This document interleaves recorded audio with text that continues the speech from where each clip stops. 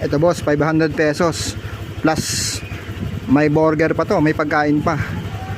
Kaya hanapin nyo na, dito lang sa tapat ng, dito lang mismo ilalagay ko yan sa ano harap ng Mr. Burger, yung bagong open. Hanapin nyo na, puntahan nyo na. Ito boss, 500 pesos. Plus, may burger pa to, may pagkain pa. Kaya hanapin nyo na, dito lang sa tapat ng, dito lang mismo ilalagay ko yan sa ano harap ng Mr. Burger, yung bagong open. Hanapin nyo na, puntahan nyo na. Mga boss, may biglaang lapag tayo ngayon. May biglaang pahan tayo ngayon mga boss. Ayan. Kung alam nyo yung lugar na to, ayan, may bagong ano pala dito. Bagong open na Mr. Burger. Ayan Mr. Burger. Lapitan natin. Tingnan natin mga presyo nila. Ayan Mr. Burger bagong open, sakto. Pang merienda to. May pang merienda na kayo pag nakuha nyo to.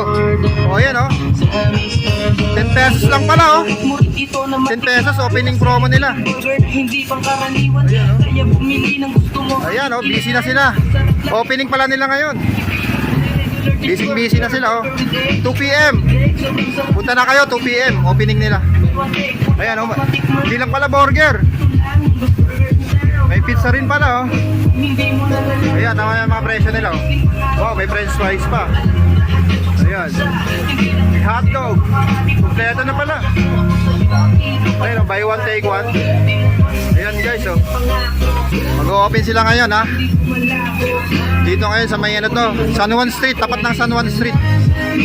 Ayan, busy na sila linis lang pwesto nila. Dami tinapay. Ayun mga boss, bagong open to, may pang merienda na kayo kung kayo makakuha nito. Puntahan nyo na.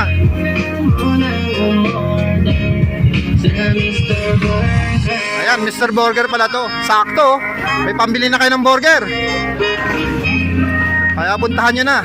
Malapit sa terminal. Terminal ng PPC Toda, Pinalad. Ayan